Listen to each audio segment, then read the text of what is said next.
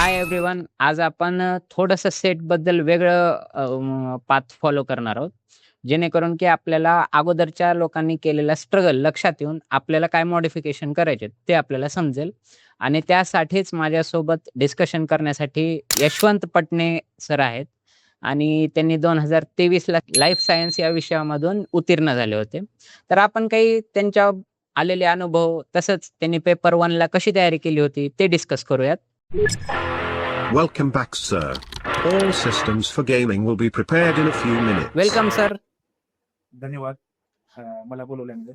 पहिला प्रश्न जेन्युइनली तुम्हाला मी विचारतो, की सेट एक्झाममुळं खरंच तुम्हाला आयुष्यात काही फरक पडला आहे का? सरांनी प्रश्न विचारला त्या संदर्भात काही सकारात्मक बदल झालेले आहेत आणि काही नकारात्मक परिस्थिती सुद्धा त्यामध्ये आहे. तरी सुद्धा परीक्षापासून आपलं प्राथमिकता आहे. एका दिवसात परीक्षा पास कशी व्हायची ते व्हिडिओ सर्च न करता आपल्याकडे आणखी 33-34 दिवस आहेत. त्या संदर्भात आपण आतापासून तयारी केली तर एक दिवसात व्हिडिओ कसं क्रॅक करायचं त्याची आपल्याला सर्च करायची गरज पडणार नाही. आता सरांच्या प्रश्नानुसार आपण जसं बघतोय किंवा काय बदल झालेला आहे, त्याच्यामध्ये मी काही टेबल टाकायला तुम्हाला सोप्या भाषेत लक्षात येईल. शिक्षण क्षेत्रामध्ये आपल्याला संधी भेटते. त्याच्यामध्ये सहाय्यक प्राध्यापक पदावर आपल्याला तासिका तत्वावर आपल्याला त्या ठिकाणी कार्य करण्याची संधी भेटते. अध्यापन संशोधनाची आपल्याला संधी भेटतात. म्हणजे तुम्ही पीएडी एंट्रन्स टेस्टमध्ये एक्झामिनेशनमध्ये तुम्हाला अपॉर्च्युनिटी भेटते. नियोजनबद्ध अभ्यास केल्यामुळे जीवनामध्ये शिस्तता प्राप्त होते. आता दुसऱ्या बाबी आहेत त्यामध्ये नकारात्मक दृष्टिकोनातून आता नवीन शासनाच्या नियमानुसार विद्यार्थी संख्येच्या आधारावर आता भरती आहे. त्याच्यामुळे स्पर्धा जास्त आहे आणि जागा कमी होणार आहेत आणि तासिका तत्वावरच्या संधी कमी झालेल्या आहेत. मानधन कमी मिळतो आपल्याला त्या ठिकाणी 6 ते 7 महिने आणि कायमस्वरूपी प्राध्यापक भरतीची जी गती आहे ती मंद असल्यामुळे कुठेतरी जाऊन या बाबी नकारात्मक आहेत. पण पहिला टप्पा आपला पास होणे अपेक्षित आहे. ओके, तर सरांनी सगळी रिॲलिटी मांडलेली आहे. आता त्याहून पुढे जाऊन आपल्याला तर सेट एक्झामचं सगळं बॅकग्राऊंड माहीत असताना आपण त्याची तयारी करायचं मनाशी ठरवलेलं आहे. तर तिथून पुढे जाताना की तयारी करताना पहिला टप्पा काय असला पाहिजे तो आपण जाणून घेऊयात. निश्चितच सर, पहिला टप्पा पहिली बारी कुठल्याही परीक्षेची एक जननी असते. त्यामध्ये सर्वप्रथम अभ्यासक्रम समजून घेणं गरजेचं आहे. आपण अभ्यासक्रम न पाहताच तयारीमध्ये उडी मारतो. सोबतच अभ्यासक्रम समजून घेतानाच मागील वर्षाच्या प्रश्नपत्रिका पाहून त्याचा नियमित अभ्यास करणं फार गरजेचं आहे. आता सर्वप्रथम पेपर 1 आणि पेपर 2 आहेत. पेपर 1 सर्वांसाठी कॉमन आहे. पेपर 2 विषय निशिष्ट आहे आणि त्या दृष्टिकोनातून त्याचं स्वरूप जाणून घेणं गरजेचं आहे.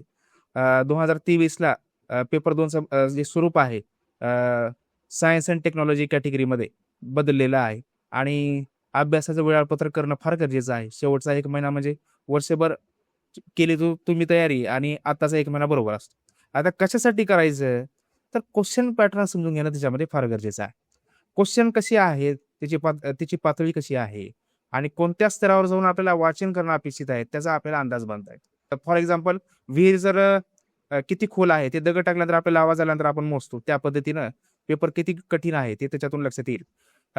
त्यानंतर पेपर 1 मध्ये काही टॉपिक असे आहेत त्याला रिपीटेडली क्वेश्चन त्याच्यामध्ये येतात. तर ते आपल्याला ओळखून क्वेश्चन स्पेसिफिक टार्गेटेड स्टडी आपल्याला त्या ठिकाणी करता आहेत. त्यानंतर महत्त्वाचे युनिट्स कुठले आहेत, आपले त्याच्यातले मजबूत दुवे कुठले आहेत, कमजोर दुवे कुठले आहेत त्याचा अभ्यास करणं गरजेचं आहे. वेळ वाचतो. 8-8 घंटे जर अभ्यास करत असेल आणि ते जर परीक्षेला येतच नसेल तर वेळ वाया जाऊ शकतो. आणि त्यानंतर मॉक टेस्ट केल्यानंतर आपली अभ्यासाची गती, प्रश्न सॉल्व्ह करण्याची गती वाढते, आत्मविश्वास वाढतो. या सर्व बाबी त्यामध्ये महत्त्वाच्या आहेत.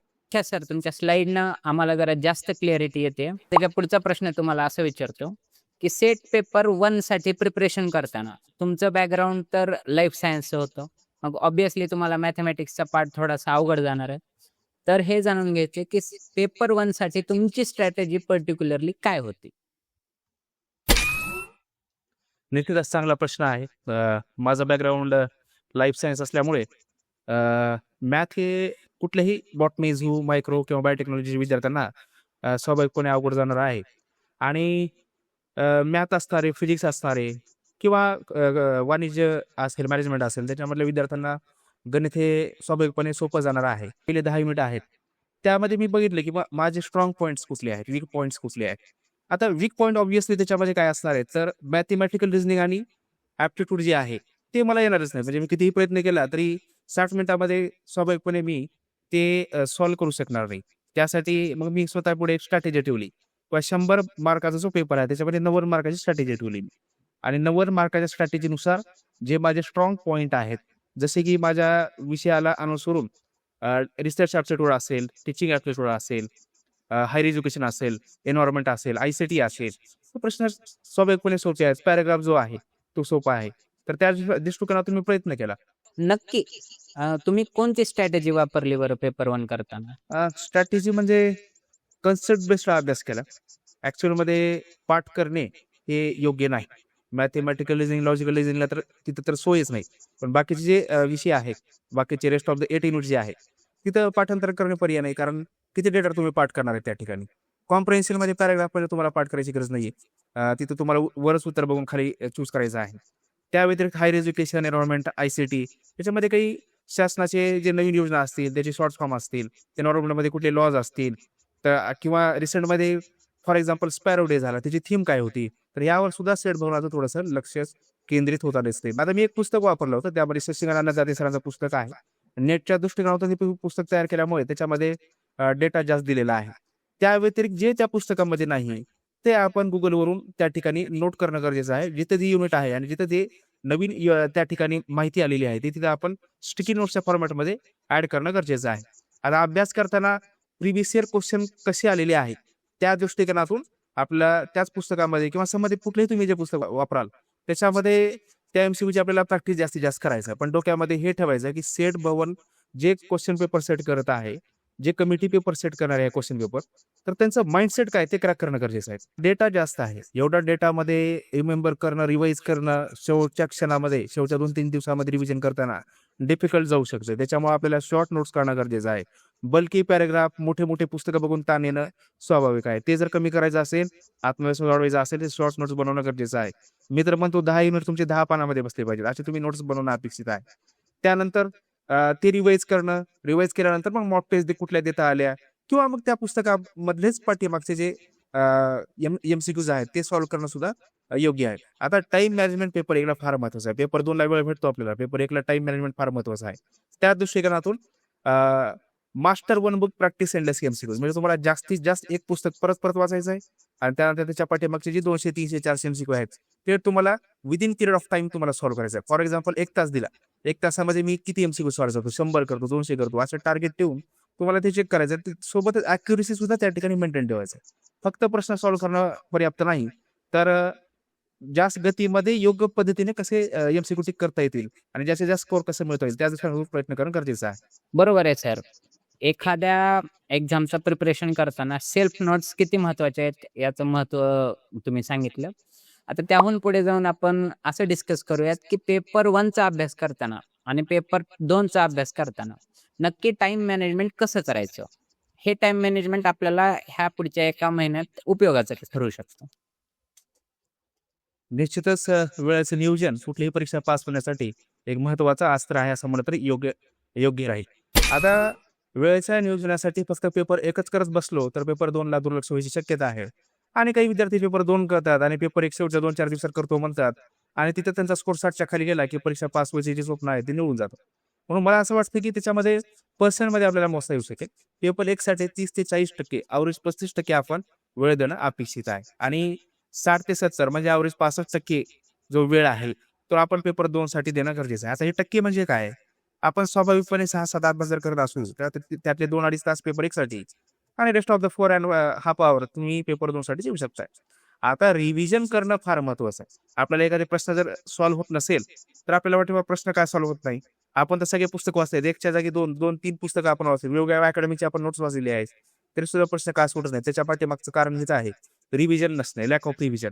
तुम्हाला किमान 5 ते 10 रिव्हिजन मारणं अपेक्षित आहे. मी तर म्हणतो किमान 10 रिव्हिजन तुम्ही मारणं अपेक्षित आहे. परत रिवाईज केल्यानंतर डेटा जास्त आणि रिव्हिजन कमी झालं की मग ते न अभ्यास करण्यासमानच आहे. म्हणून एकच पुस्तक घ्या, त्याला परत 10 रिव्हिजन करा, जेणेकरून जे फॅक्ट असतील त्याच्यातले 5 जरी आले तरी आपल्याला तिथे अटेम्प्ट होतील. बाकी 10 पुस्तकं वाचून एक जर MCQ सॉल्व्ह होत नसेल तर ते काही योग्य नाही.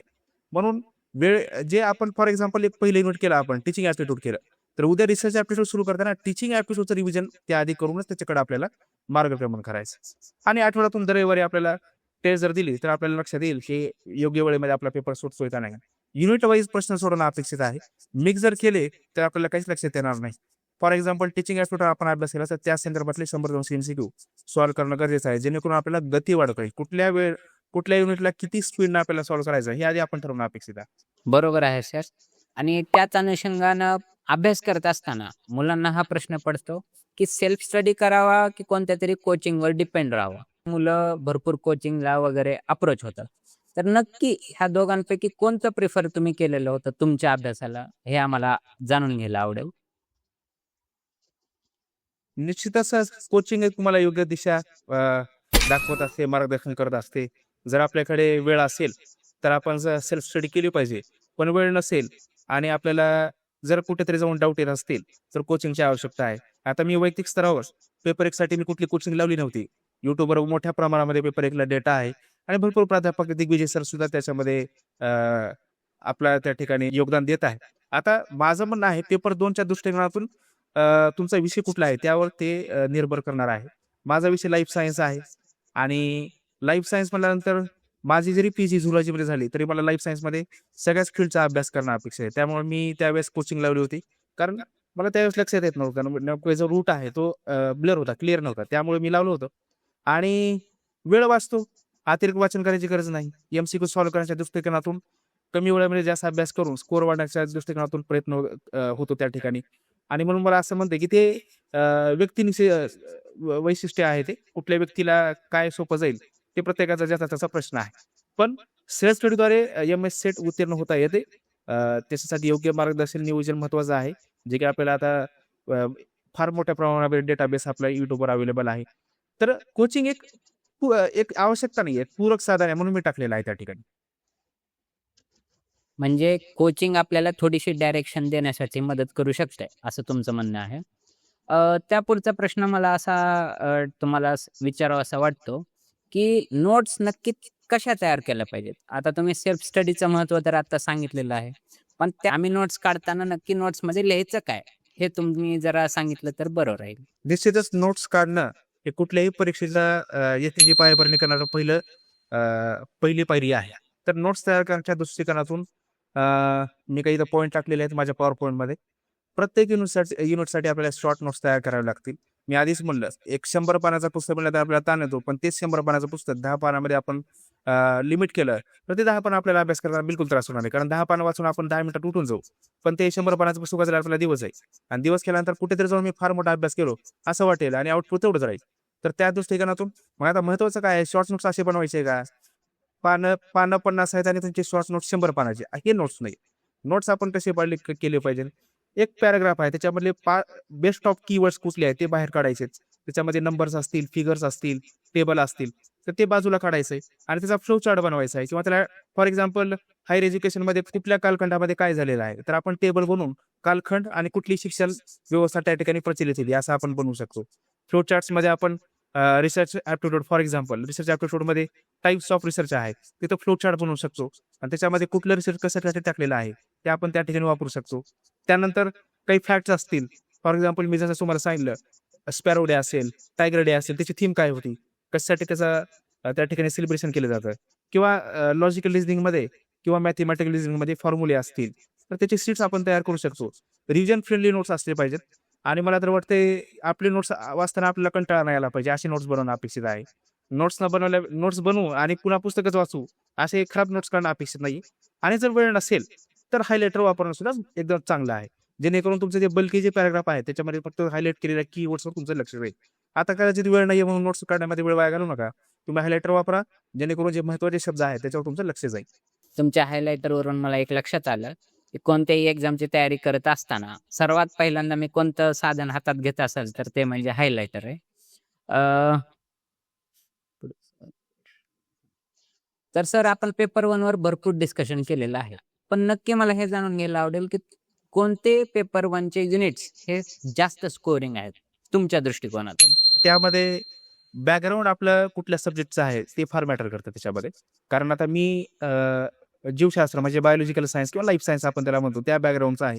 मला मॅथ बिलकुल येत नाही आणि मी शेवटपर्यंत मॅथला हात पण नाही लावलं आणि त्याच्यामुळे मला थेरॉटिकल जे युनिट आहे ते सोपे वाटतात, जेणेकरून त्याची शॉर्ट नोट्स बनवून मी स्कोर करू इच्छितो.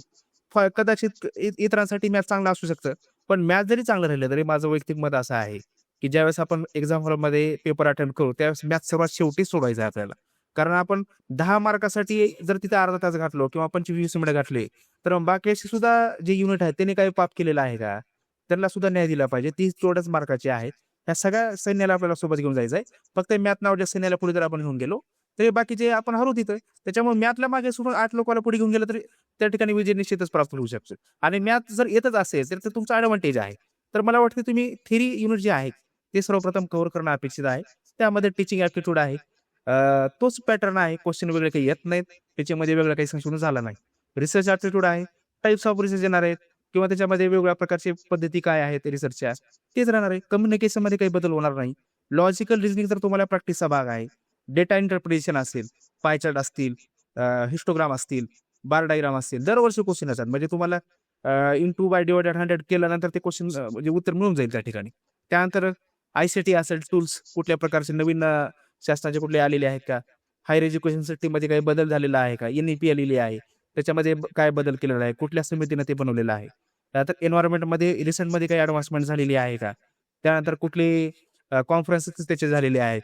ते एका टाईमलाईनमध्ये आपण जर ठेवून केलं तर तिथे विदिन सेकंड आपल्याला क्वेश्चन जे ऑप्शन आहेत इलिमिनेट केल्यापेक्षा करेक्ट उत्तर जाऊन डायरेक्ट टिक केलं तर आपल्याला पहिल्या पेपरमध्ये निश्चितच मदत मिळू शकते. पेपर फर्स्ट सोडवताना मुलांना काय होतं, मुलं पॅनिकमध्ये येतात. कारण नुकताच पेपर हातात आलेला असतो, ज्यावर त्यांचं भविष्य ठरणार आहे. तर काही चुका मुलांकडून होतात. तर नक्की काय चुका होतात आणि त्या कशा टाळाव्यात यावर थोडंसं डिस्कशन आपण करूयात आता. निश्चितच चुका झाल्यामुळं जे यश आहे ते एकदम दूर जातं आणि वेळेवर यश नाही भेटल्यानंतर आपल्याला मनस्ताप होतो किंवा नैराश्यग्रस्त अशी परिस्थिती होते. म्हणून माझं असं वैयक्तिक मत आहे, चुका ह्या परीक्षेच्या आधी केल्या पाहिजेत, परीक्षेत नाही केल्या पाहिजेत. त्या दृष्टिकोनातून जे आपण तयारी करतोय त्याच्यामध्ये काही महत्त्वाचे मुद्दे आहेत आणि मी आमच्या सोबतचे मित्र आहेत ते पास झाले किंवा न झाले याच्या पाठीमागे नंतर ते पास झाले. पण उशीर होण्यामागे कारण काय झालं तर घाईमध्ये प्रश्न विचारणं. 1 तास आहे म्हणून आपण एवढं पॅनिकमध्ये येतो की आपल्याला लक्षात येत नाही काय कळलं आणि काय पाहिजे. नाही, आपण ते सिरियसली पळल्यासारखं पळत. तर एखादी 4-5 MCQ राहिले तरी काही फरक पडत नाही. पण जेवढे अटेंड केलो ते 60-70च्या वर जर घेऊन जाणारे असतील तर ते एक बेस्ट डील आहे. काही प्रश्न वाचणं ही सर्वात मोठी मिस्टेक आहे. पॅराग्राफ वाचताना आपण भरपूर बघतो वेगवेगळे प्राध्यापक सांगतात, फास्ट वाचा, लवकर तुम्ही टिक करा. काहीच गरज नाही. तुम्ही प्रत्येक युनिटला योग्य टाईम द्या. 5 MCQ आहेत 10 मार्काला, असं 60 मिनिटामध्ये योग्य नियोजन करा. त्यानंतर निगेटिव्ह थिंकिंग करायचं आहे. आता माझ्यासारखा विद्यार्थी जो आहे त्याला गणित आवडतच नाही आणि माझ्या सेक्शनमध्ये फॉर एक्झाम्पल पेपर कोड बी आला आणि त्याच्यामध्ये पहिले 5 जे MCQ आहेत ते जर गणिताचे झाले तर मी नकारात्मक व्हायची गरज नाही. त्या ठिकाणी निगेटिव्ह थिंकिंग सुरू करायची. ते 5 सरळ सोडून द्यायचे आणि 6व्या प्रश्नापासून सुरुवात करायचं आहे आणि 6व्या पासून 50 पर्यंत मी सॉल्व्ह केलो आणि वेळ नसेल तर ते उरलेल्या 5 मी सरळ गोळ्या मारायला बेस्ट डील असेल. कारण आता वेळ नाहीये तुम्हाला तिथे सॉल्व्ह करण्यामध्ये आणि 45 प्रश्न तुम्ही योग्य पद्धतीने ऑलरेडी सोडवलेले आहेत. टाइम मॅनेजमेंटचा आभार. मी तेच म्हणलं गणिताचे प्रश्न आमचे एक मित्र आहेत त्यांनी पहिल्या 15-20 मिनिटांमध्ये गणित सॉल्व्ह करत बसले आणि ते सॉल्व्ह करत असल्यामुळे जे सोपे युनिट आहेत पॅराग्राफ सारखे ते चुकले, पाय डायग्राम चुकल्या, बार डायग्राम चुकल्या, टीचिंग ॲप्टिट्यूडचे सोपे प्रश्न चुकले आणि स्कोर पण नाही खाली. रिव्हिजन कमी करणं ही सर्वात मोठी मिस्टेक आहे. रिव्हिजन कमी झालं की तुम्ही परीक्षेमध्ये डोकं खाजल बसाल आणि काय होतं बाबा काय नाही असं विचार करत बसाल. मग त्या दृष्टिकोनातून रिव्हिजन केल्यानंतर प्रिव्हियस इयर क्वेश्चन सॉल्व्ह करणं गरजेचं आहे आणि फक्त गती वाढवण्यासाठी मॉक टेस्ट देणं गरजेचं आहे. त्याच्याकडे दुर्लक्ष करणं अपेक्षित नाही. मॉक टेस्ट जरी माहिती दिली तरी प्रिव्हियस इयर क्वेश्चन घ्यायचे. युनि पुणेच्या वेबसाईटवर आहे, डाउनलोड करायचं आहे, टाइम देऊन आणि सॉल्व्ह करायचं आहे. आता आपण या सेट कास्टच्या एकदम शेवटाला आलेलो आहोत. तर आपण असं कन्सिडर करूयात की मुलं सिरियसली अभ्यास करतायत. तर तुमचा नक्की काय संदेश राहील येणाऱ्या एक्झाममध्ये तयारी करणाऱ्या विद्यार्थ्यांसाठी? सर्वप्रथम घाबरायची गरज नाही. आपण परीक्षेला जातो, कुठले युद्ध लढायला जात नाही आणि 1-2 अपयश येणं स्वाभाविक आहे. मला तर असंख्य अपयश आलेले आहेत. मला फक्त एकच यश आलेलं आहे, ते म्हणजे सेट परीक्षा. बाकी सगळीकडे अपयशच आहे माझ्या जीवनामध्ये. पण तरी सुद्धा खचायची बिलकुल गरज नाही. सातत्यपूर्ण शेवटचे 30 दिवस प्रयत्न करायचे. योग्य दिशेवर आपल्याला चालायचं आहे आणि स्वतःला कमी लेखायची गरज नाही. एक्झाम हॉलवर गेल्यानंतर किंवा आजूबाजूचा क्राऊड बघून आपल्याला घाबरायची गरज नाही. सातत्यपूर्ण अभ्यास करायचा आहे, रिवाईज करायचं आहे, प्रिव्हियस क्वेश्चन सॉल्व्ह करायचं आहे. त्या सर्व बाबी जर तुम्ही नियोजनबद्ध केल्यात तर कसल्याच प्रकारचं घाबरायची गरज नाही आणि जिथं तुम्ही परीक्षेला जाल तिथे इतरांची गर्दी बघून घाबरायची गरज नाही, बाबा माझं कसं होईल. कारण तुमच्यासोबत बाकी सुद्धा अपयश झालेत म्हणूनच परत परीक्षा द्यायला आलेत. त्याच्यामुळे आपण सर्वोत्कृष्ट आहे असं समजून तिथे जायचंय. कशाच प्रकारचा विचार डोक्यामध्ये आणायचा नाही परीक्षेच्या दिवशी. शांत डोक्याने जायचंय आणि वॉच घेऊन जायचंय, जेणेकरून प्रत्येक मिनिटावर आपलं त्या ठिकाणी वॉच राहील, जेणेकरून मॅथ्स सोडवतच बसेल अर्धा घंटा गेला आणि त्यानंतर इन्व्हिजिलेटर म्हणतील किंवा आता तुमचं 10 मिनिट राहिले आणि तुमचे 10 MCQ सॉल्व्ह झाले, अशी परिस्थिती होणार नाही. आणि आत्मविश्वासानं समोर जायचं आणि असं गेल्यावरच तुमची परीक्षा लिहिण्याची जे शक्यता आहे ते वाढण्याची आहे. नक्कीच, अगदी बरोबर. एक्झाममध्ये गेल्या जर काही खूप वयस्कर माणसं आपल्याला दिसली, तर आपण प्रेशरमध्ये येतो, की आता माझी कॉम्पिटिशन त्यांच्यासोबत आहे, मग आता कसा टिकावं लागेल. आणि त्या वयस्कर लोकांसाठी ही गोष्ट भीतीदायक आहे, की आता आपण पास नाही झालो आणि हे जे लहान असणारे मुलं पास झाले, तर कसं होईल? असे दोघांनाही दुतर्फा वेगवेगळ्या फीलिंग्ज असतात. पण तसला कसाही विचार न करता आपण फक्त आपल्यावर फोकस करायचा, असं सरांनी सांगितलेलं आहे. Thank you so much sir, तुम्ही आल्याबद्दल. आता जे काही व्ह्युअर्स आहेत त्यांनी आपापल्या पद्धतीने या पॉडकास्टचं एक समरी करून स्वतः त्या दृष्टिकोनातून अभ्यासाला सुरुवात करावी. आणि मला असं वाटतं की जे काय हा इंटरव्ह्यू पाहतायत त्यांनी पुढच्या वेळेस एक सेट एक्झामची तयारी करण्याची वेळ त्यांच्यावर येऊ नये अशी अपेक्षा करतो. आणि भेटूया पुढच्या व्हिडिओमध्ये. Best luck. Thank you sir.